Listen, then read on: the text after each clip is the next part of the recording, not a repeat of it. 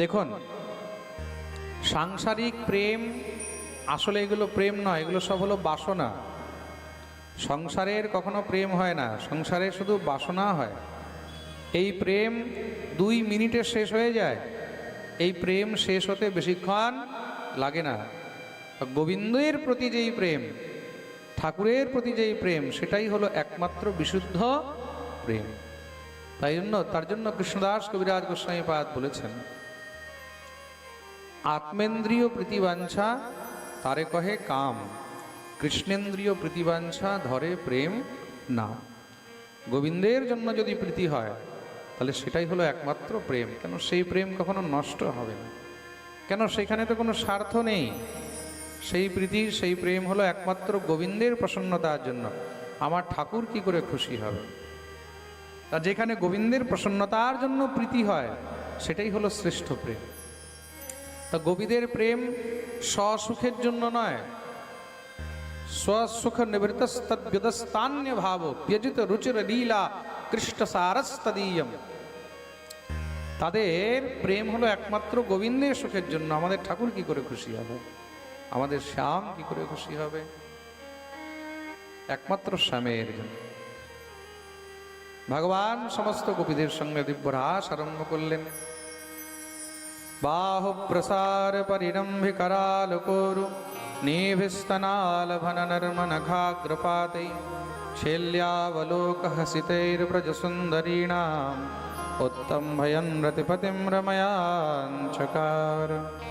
গোবিন্দ তাদের সঙ্গে দিব্য মহারাজ রাস আরম্ভ করেছেন। তার জন্য ভগবানের এক নাম হলো রাস বিহারী। বলিয়ে রাস বিহারী ভগবান কি জয়। তা গোবিন্দ গোপীদের সঙ্গে দিব্য রাসে নৃত্য করছেন, আনন্দ চলছে। গোপীদের মনে অভিমান হয়ে গেল, দেখো অনন্ত কোটি ব্রহ্মাণ্ডের নায়ক সব ছেড়ে দিয়ে একমাত্র আমাদের সঙ্গেই আনন্দে মগ্ন হয়ে রয়েছে। এই যে মনে অভিমান আসলো, তার মানে আমরাই হলাম শ্রেষ্ঠ।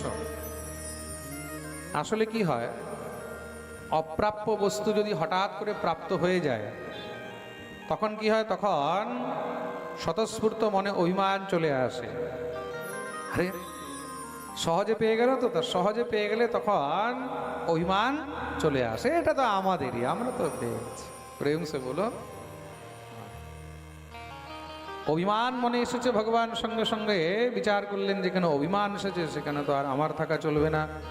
যাহা কাম তাহা রাম নহি, যাহা রাম তাহা নহি কাম, তুলসী দো ন রহ সকে হ্যাঁ রবি রজনী এক ঠাম। একসঙ্গে অভিমান আর ভগবান দুজন কিন্তু থাকতে পারে না। তো ভগবান কি করলেন, অন্তর্ধ্যান হয়ে গেলেন। অন্তর্হিতে ভগবতী সহসৈব ব্রজাঙ্গনা আতপ্যস্তমচক্ষাণ করিণ্যবয়ুথপম। ভগবান যখন অন্তর্ধ্যান হয়ে গেলেন, গোপীরা গোবিন্দকে আর নিজ মধ্যে না পেয়ে সব পাগলের মতন কান্নাকাটি আরম্ভ করে দিয়েছেন। হে গোবিন্দ কোথায়, হে শ্যাম কোথায়? এক অপরকে প্রশ্ন করেছে, জিজ্ঞাসা করেছে, সখী তুই দেখেছিস, তুই দেখেছিস? তরু লতা বৃক্ষ গুল্ম তাদেরকে জিজ্ঞাসা করছে, কোথায় গেল, কোথায় কোথায় গেল শ্যাম, কোথায়? সখীগণ খুঁজে বেড়াচ্ছেন, খুঁজতে খুঁজতে যখন যমুনার পুলিনে, যমুনার তটে সেবাকুঞ্জে গিয়ে উপস্থিত হলেন, সেখানে গিয়ে গোবিন্দের চরণ চিহ্ন দেখতে পেয়েছেন। লক্ষ্যন্তে হি ধ্বজাম্ভোজ বজ্রাঙ্কুশয়বাদিভিঃ তেস্তে পদেস্তৎপদবম হিনবচ্ছন্ত্যোগ্রতো বলাঃ।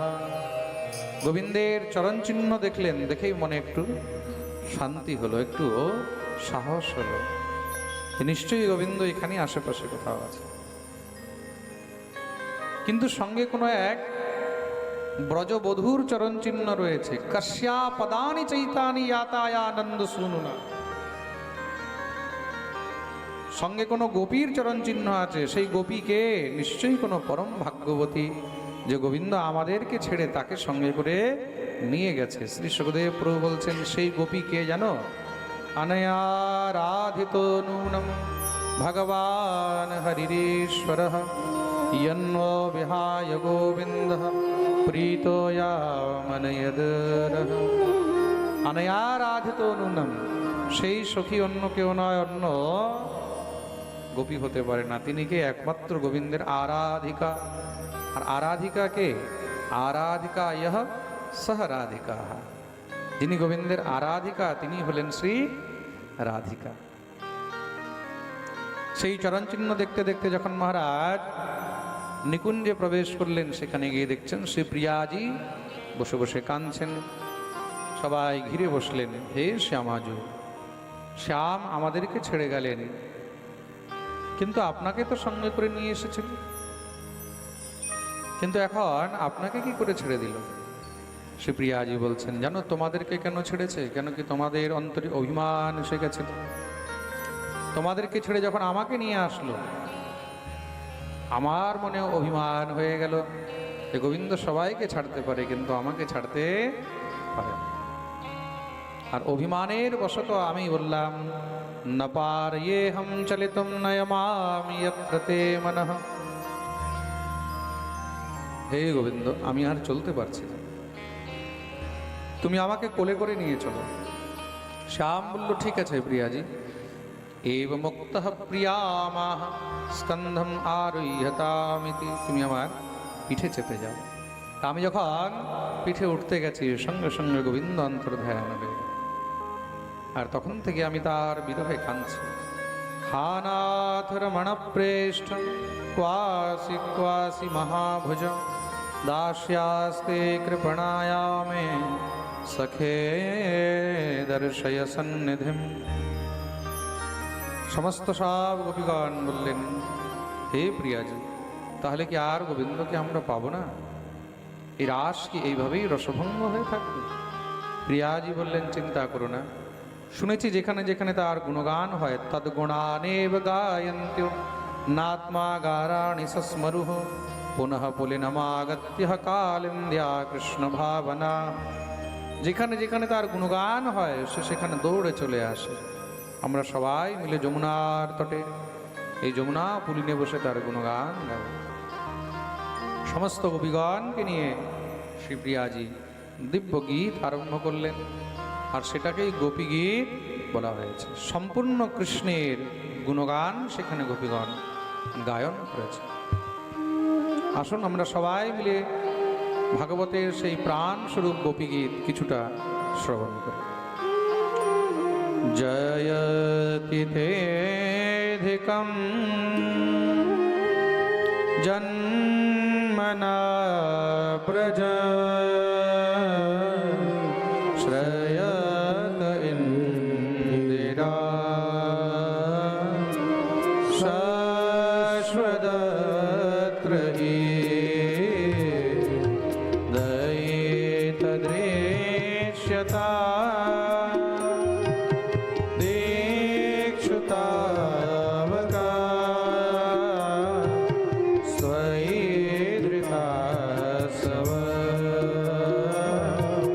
स्वां विचिन्वते शरदुदाशये साधुजात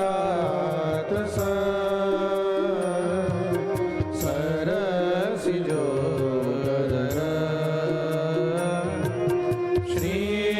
श्रीमुषादृशा सुरतनाथ ते अशुल्कदाशिका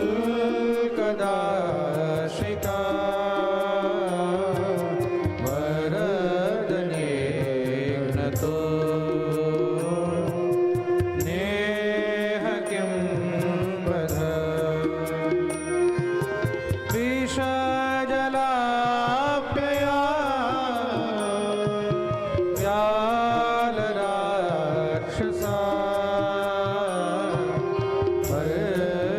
वर्षमारुता दैत्युतानला वृषमयात्मजा विश्वतो भया ऋषभते वयं रक्षिता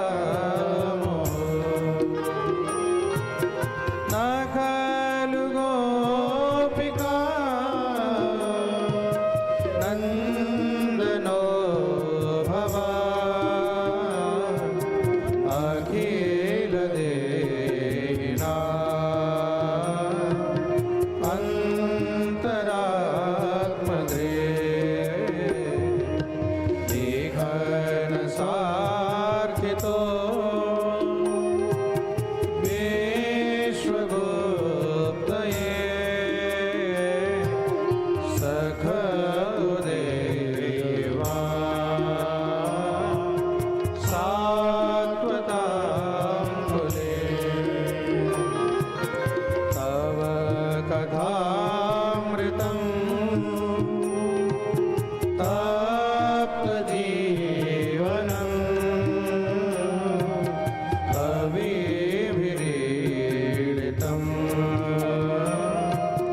कल्मषापहं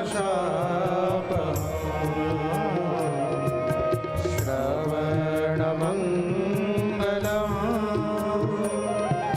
श्रीमदाततं भुवि गृह्णन्ति ते भूरिदा जना भूरिदा जना भूरिदा जना यत्ते सुजातचरणाम्बुरुहं स्तनेषु भीताशनै प्रियदधीमहि कर्कशेषु नुदेनाटवीमटसि तत् व्यथतेन किंस्विद् कूर्पादिभिर्भ्रमति धीर् भवदायुषां नः। समस्त गोपीगण रुरुदुः स्वस्वरं राजन् कृष्ण दर्शन लालसा गोपीगण गोविंदेर বিরহে বিরহিনী করুণ ক্রন্দন করতে করতে গীত গাই। ভগবান আর থাকতে পারলেন না, সঙ্গে সঙ্গে ভগবান সেখানে পীতাম্বর ধারণ করে প্রকট হয়ে গেলেন। বলিয়ে ভক্তবৎসল ভগবান কি জয়। গোপীগণ গোবিন্দের চরণে পড়ে কাঁদছে, হে শ্যাম, তুমি একবার আমাদেরকে ছেড়ে গেছো, আমাদের এই দশা হলো, আর ছেড়ে যেও না। তুমি যদি আমাদের ছেড়ে চলে যাও তাহলে আর আমরা বেঁচে থাকতে পারব না। ভগবান বললেন, চিন্তা করো না, তোমাদের অন্তরে অভিমান ছিল, আমি বেরিয়ে গেলাম, অভিমান বেরিয়েছে, আমি চলে এসেছি। তাহলে কি গোবিন্দ এই রাস আর পূর্ণ হবে না? ভগবান বললেন, নিশ্চয়ই হবে। সমস্ত গোপীদেরকে নিয়ে ভগবান পুনরায় রাসের মঞ্চন করলেন। রাসোৎসব সম্প্রবৃত্ত গোপীমণ্ডলমণ্ডিতঃ योगेश्वरेण कृष्णेन तासां मध्येर्द्वयोर्द्वयो। প্রত্যেকটি গোপীর সঙ্গে ভগবান দুটি করে কৃষ্ণ রূপ ধারণ করলেন, গোপীর ডানেও কৃষ্ণ আর বামেও কৃষ্ণ। এতক্ষণ পর্যন্ত যেটা রাস ছিল এখন আর রাস নেই, সেটা এখন মহারাস হয়ে গেছে। বলিয়ে রাস বিহারী ভগবান কি জয়। এই রাস দর্শন করার জন্য কৈলাস থেকে দেবাদিদেব মহাদেব দৌড়ে এসেছেন। যখনই রাসে প্রবেশ করতে যাচ্ছেন সঙ্গে সঙ্গে গোপীগণ সেখানে মহাদেবকে দাঁড় করিয়ে দিলেন। এ বাবাজি, কোথায় যাচ্ছ? সখী, আমি রাসের দর্শন করতে এসেছি। তুমি জানো না রাসে কোনো পুরুষের প্রবেশ নেই, তাহলে রাসের মধ্যে একমাত্র শুধু গোপীদেরই প্রবেশ আছে। সেটা কি করে সম্ভব? বলে যাও গিয়ে মানসরোবরে ডুব দিয়ে আসো। ভোলানাথ যখনই গিয়ে মানসরোবরে ডুব দিয়ে বেরিয়েছেন, বেরোতেই ভোলা একদম ভোলি হয়ে গেছে, গোপী রূপ ধারণ করে ভোলেনাথ বেরিয়েছে। নাম হলো গোপেশ্বর, আর আজও মহাদেব আমাদের বৃন্দাবনে গোপেশ্বর রূপে বিদ্যমান আছে। বলিয়ে গোপেশ্বর মহাদেব। দিব্য রাস আরম্ভ হল। রাস কিভাবে হচ্ছে? পাদন্যাসৈর ভুজ বিদুতিভিः সস্মিতৈর্ভ্রুবিলাসৈর ভজ্জন মধ্যৈশ্চল কুচপটৈ কুন্তলৈর্গণ্ডলোলৈ সুদ্যন মুখ্যः কবররসনা গ্রন্থয়ः কৃষ্ণবদ্ধো গায়ন্ত্যস্ত্বং তডিত ইব তা মেঘচক্রে বিরেজ। আহা, গোপীদের সঙ্গে ভগবান দিব্য আনন্দে উন্মত্ত হয়ে নৃত্য আরম্ভ করে দিয়েছে। এই রাস হলো ভগবানের হৃদয়ের কথা। যেই জীব ভগবানের এই রাসের কথা শ্রবণ করে भगवान तार हृदय समस्त रोग समस्त शोक नाश करे देय। प्रेम से बोलो बोलिए रास बिहारी भगवान की जय।